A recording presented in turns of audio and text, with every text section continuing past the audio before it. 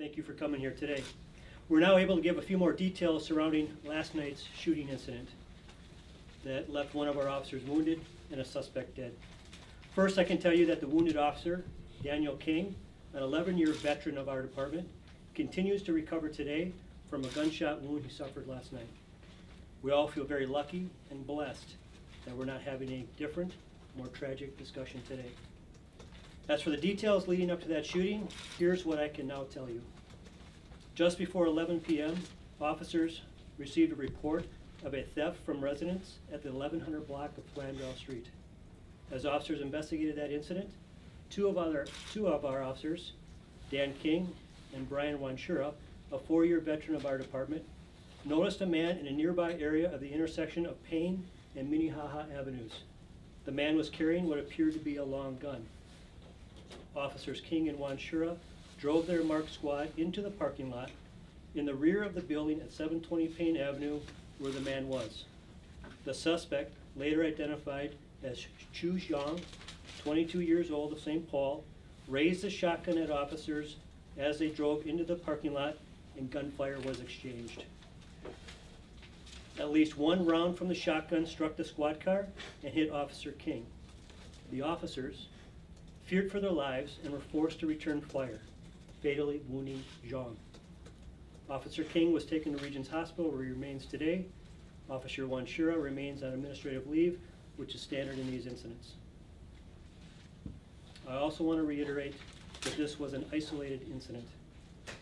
In addition to giving these details today, I want to take this opportunity to thank everyone for the outpouring of support our department in general and Officer King has received.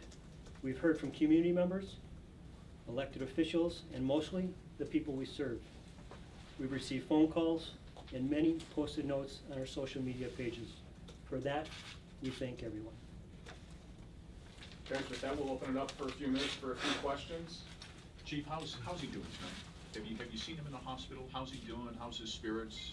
What kind of condition is he in? I have seen him. I have spoken with him. He's been through a traumatic thing, and he's a tough guy. He's a strong guy, and he's just surrounded by family, both his immediate family and his law enforcement family. Now, when he was hit, describe where he was hit. Was he wearing armor at the time? Was he sitting in his squad? Was he behind the wheel? Was he in the passenger seat, or was he outside the squad car? Sure. A lot of those details are still part of the investigation, and we're still trying to determine exactly the facts of those matters. What we believe at this time is that he was shot while still in the police car. He was wearing body armor. I don't want to get into the details of where his injuries are at this point, out of respect to him and the privacy of his family. Those details will probably come out later. Can you say why the suspect was in that lot so close to the Eastern District? Was there any belief he was headed there for a specific reason, or didn't know where he was altogether? Sure, that's a very good question. And it's something that we're very focused on as the investigation continues. We've not been able to put any specific reason or find the motive for him being in that area. It's very close to the Eastern District Patrol District, but we've not been able to say for sure that he knew that or he was there for that reason. He was walking in that area? One at a time, please. He was walking in that area? Yes, he was on foot. In terms of the theft that they were responding to, have you been able to discern if this suspect, this person who's now deceased, was connected to the theft in certainty? Or? Yes, we believe that he is the suspect in that theft. And what was the theft? It was a theft of property, and I don't have that list of property in front of me. I can tell you, I can answer that for you. Good question. You'll see on the public page that the theft included a shotgun and basically a bow and arrow. Do you know at this point if it was the shotgun that he stole that was used against the officers? So we believe that, but we're still trying to verify that.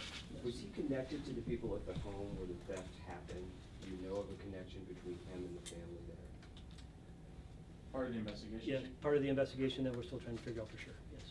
You guys had a rough day yesterday. 2 shootings, this one an officer wounded. How are you all doing as a force with all of this? St. Paul Police Department does a lot of things that are very challenging. We have a lot of challenging problems that face us every day. Our people are good people. They're solid people. They're grounded in their morals and their character, and they'll pull through this. You're right. We had 2 incidents yesterday that are well beyond what we would call ordinary, but they're incidents that our department will fight through and will recover from. Do you believe that, is there any evidence that he was not acting alone, that there was maybe somebody else there? No, not at this point, but something that we continue to focus on. Is he someone that was known to St. Paul Police, criminal history-wise? If he was, I don't know that for sure. Chief, was there any sort of verbal exchange before he fired that first shot? You know, as the officers pulled in the parking lot, what I can tell you is we believe this. As the officers pulled into the lot, the suspect engaged the officers while they're still in their car, forcing them to take a defensive posture and regroup and determine how they're going to deal with that threat. At that point, they exchanged gunfire with the suspect and led to his fatal shooting. Was there anything odd about the appearance of the suspect, maybe what he was wearing or how he was presenting himself, I suppose? And not that I'm able to comment on right now. You know if both officers fired their weapons? No, I don't know that both officers fired their weapons. Any There's got time idea- for about 1 or 2 more. Any idea how many shots were fired, Chief? No, that's part of the investigation. And was it just the 2 officers who fired at the suspect, or were there more at that point? There were 2 officers at the scene that engaged with the suspect. I don't know that both officers fired. Was he That's- carrying- That's what we're trying to determine. Were some of the surveillance cameras in the area able to pick up some of this? We are trying to determine that right now. Is Was there, it cameras? is there anything you'd like to say to the community, people living in St. Paul? They are also, they're a part of this as well. They know Sure. that their police department was involved in 2 separate shootings last Yeah. night. To kind of ease tensions a bit, is there anything you'd like to say? I appreciate that question. As I said, that as much as this shook us at the foundation within the department, we know this is a significant, and yesterday was a significant day for the community.